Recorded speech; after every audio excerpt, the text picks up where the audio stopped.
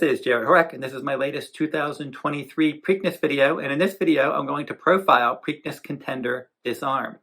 Now, if you're interested in my annual Preakness Day full card at Pimlico, you will find that full card at therunawayhorse.com on my sales page, Preakness Week, along with some other Preakness Week products.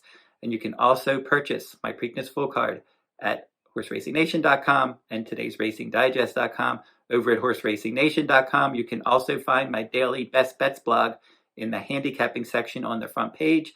And at todaysracingdigest.com, you can find all of my Kentucky Derby reports, including a Kentucky Oaks recap, a Kentucky Derby recap, and an early Preakness preview. Those are the most recent articles that I wrote, and you can find those at todaysracingdigest.com on their Kentucky Derby page. Now let's dive into Disarm here and how I feel about his chances in the Preakness Stakes.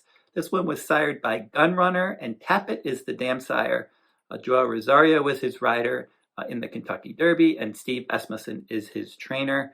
And this horse has done a lot recently, and he's run a few times in his career.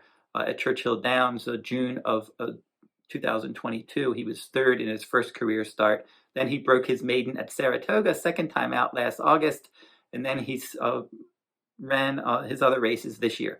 His first race at Oaklawn Park this year on February 19th, he finished second. And then in the Louisiana Derby, there wasn't a lot of pace going on.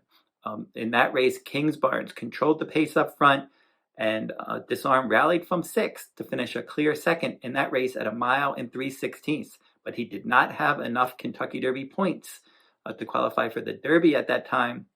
They had to run him one more time, and that was the Grade 3 Lexington Stakes at Keeneland on April 15th, 3 weeks before the Kentucky Derby. And he ended up finishing a non-threatening third there, but he just needed a top 3 finish to qualify for the Derby.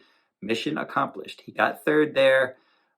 He wasn't close to the top 2, but he ran an okay race, and then that set him up for the Kentucky Derby. He was training well heading into the Kentucky Derby. He got a good pace set up and a good inside trip, and he was able to finish 4th of 18. Not a bad effort at all.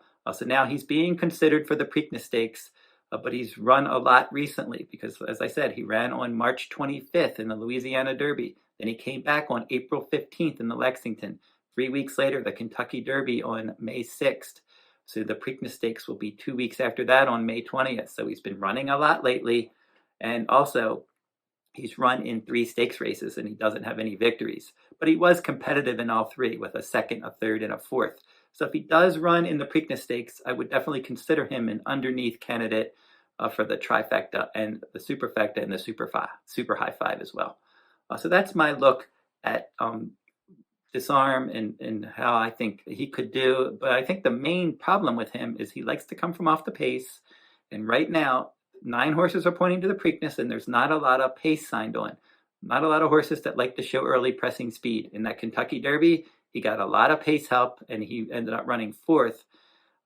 In the Lexington Stakes, he didn't get a ton of pace help. He was an okay third. And then in the Louisiana Derby, slow early, fast late, he did run second.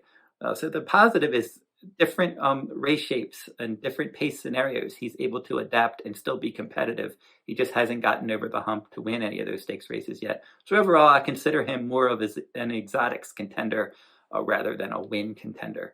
So that will wrap up my look at Disarm. Don't forget to like, subscribe, and comment if you like this horse racing content.